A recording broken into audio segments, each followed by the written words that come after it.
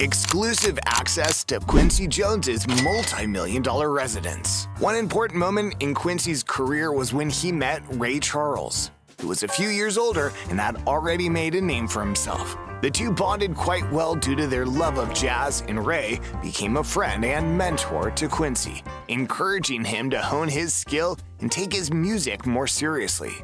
Before we go into details about Jones's luxurious residences, let's learn a bit about his history and how he contributed to the modern day. Quincy Jones was born in 1933 in Chicago during the Great Depression. His childhood wasn't any bit easy, with his family struggling with poverty and his mother facing mental health challenges that just filled his childhood with agony. It was probably at this time that he found his love for music. At 10, Quincy's life took an eventful turn when his family relocated to Seattle. This move proved to be transformative, forming the foundation for his future in music. Here, Quincy discovered his passion for music, throwing himself into the beautiful world of jazz music. He began playing the trumpet and experimenting with other instruments, and by his teenage years, he was already arranging and composing music, an event that showed quite well that he was ready for the music industry.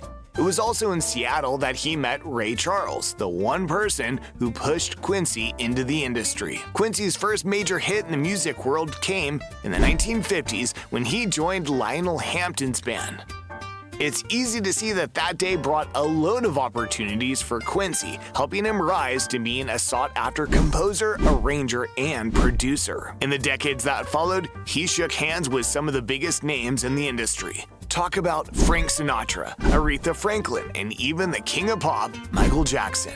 Quincy Jones's love life was as dynamic as his music career, marked by 3 marriages and a deep commitment to family. His first marriage to Jerry Caldwell began in 1957 during his high school years, and they had one daughter, Jolie. Their union ended in 1966, but they remained close, with Jones honoring her legacy after her passing in 2021.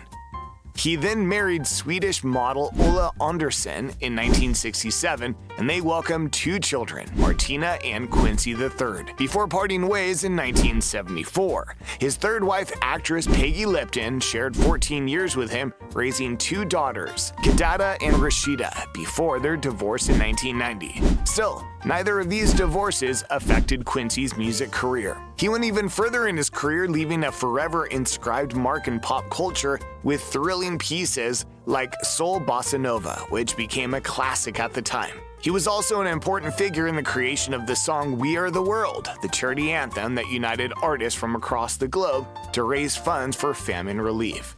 But this wasn't the only place Quincy made a name for himself. He had a flair for real estate and a taste for luxury. A real sweet tooth, he acquired stunning homes in Los Angeles, which became hubs for Hollywood's elite and venues for legendary parties.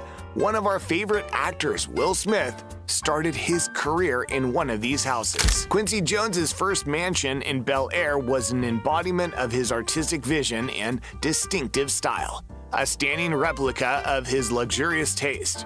Bought for $200,000 in 1972, Quincy spent years transforming it into the 25,000 square foot estate it is today. Standing on over 2 acres of prime Los Angeles real estate, the home served as Quincy's sanctuary, creative hub, and the setting for unforgettable gatherings for more than 2 decades.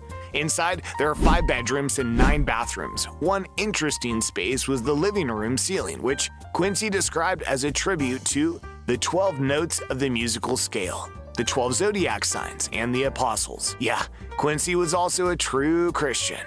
Anyway, the central foyer featured a stunning circular terrace and staircase, setting the tone for the home's bold and meaningful design. Every part of the home bore mementos of Quincy's music career, including his grand piano, an array of awards that included his Emmy and Oscar.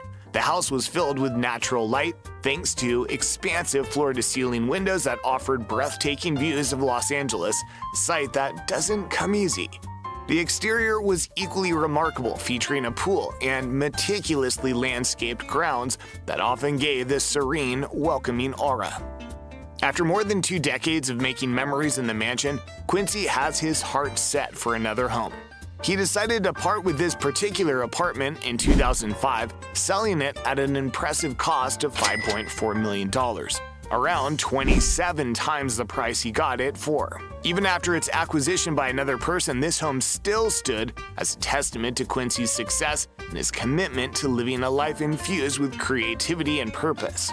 Interestingly, Quincy's second place was as luxurious and memorable as this one, and even better, it was also in Los Angeles. Quincy Jones's second Bel Air mansion, acquired in 1986, was a testament to his larger-than-life persona and taste. Situated in one of Los Angeles' most prestigious neighborhoods, this new home spanned approximately 25,000 square feet and offered panoramic views of the city.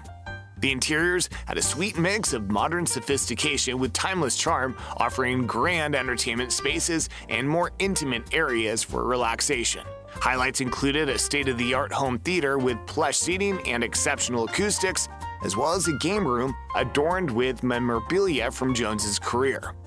The professional-grade music studio was the centerpiece, serving as a creative space where Quincy worked on numerous projects and mentored some emerging artists. The exterior was equally well-furnished, boasting a stunning infinity pool, lush landscaped gardens, and private outdoor spaces designed for both solitude and lavish gatherings. Additional hotspots included a tennis court, walking paths, and terrace gardens, which made the estate a brilliant retreat. Jones eventually sold this apartment, closing another page on his luxurious living, yet aside from real estate, Quincy had some rather incredible involvements. Let's talk about his music empire and his philanthropic organization. Quincy Jones's career spanned over 7 decades and established a legacy for him that was unparalleled in several areas. He produced beautiful music, notably Michael Jackson's Thriller, which remains the best-selling album of all time, with over 65 million copies sold globally. As a producer and arranger, his collaborations with artists like Frank Sinatra, Aretha Franklin, and Ray Charles redefined genres by blending jazz, pop, and soul. Jones made history in 1961 as the first African-American vice president of a major record label, Mercury Records, breaking racial barriers in a heavily segregated industry. He also contributed significantly to film and television, composing scores for classics like The Color Purple, The Italian Job, and In the Heat of the Night. His work earned him multiple awards, including an Emmy for Roots and a Tony for producing the revival of The Color Purple. Beyond music, Quincy was a visionary philanthropist.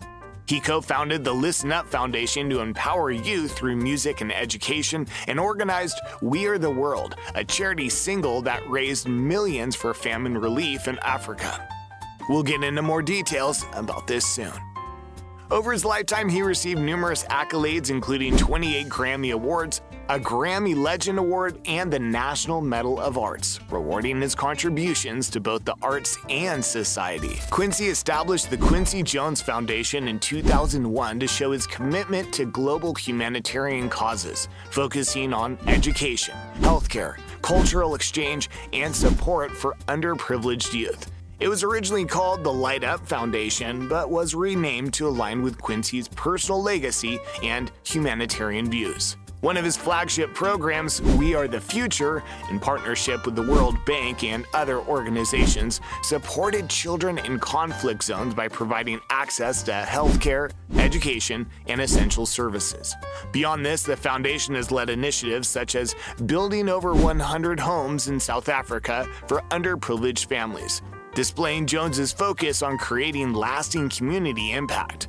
The organization also fosters cultural exchange by connecting youth worldwide through music, technology, and education, using these mediums to break down barriers and build mutual understanding. Quincy's advocacy extended beyond his foundation. He championed music education, establishing programs like the Quincy Jones Workshops in the 1970s for the inner-city youth, and promoting music therapy's benefits for neurodivergent children. He also supported humanitarian efforts such as famine relief through We Are the World and earthquake recovery in Haiti. Sadly, Jones passed away on November 3, 2024 at 91 from pancreatic cancer. Tributes from around the world celebrated his legacy not only as a big name in the music industry, but also as a humanitarian and cultural advocate. His life's work demonstrated his belief in combining art with activism to inspire change and provide opportunities for underprivileged communities. Even after his death, Jones's legacy endures, influencing modern artists in the music industry and using the transformative power of music to connect people globally. His ability to innovate and break barriers has left a lasting impact on the industry and beyond. As we mourn his soul, let's also remember how incredible he built the music world we live in today. And as for luxury, he had a good taste for it. And back to Will Smith. Did you know that Smith's audition that got him to play the main character in The Fresh Prince of Bel-Air was actually performed in Jones's second Los Angeles home? This was in December of 1989 during Jones's 56th birthday. That's all for today's video. If you enjoyed it, don't forget to give it a thumbs up and subscribe to our channel for more updates. Thanks for watching, and we'll see you in the next one.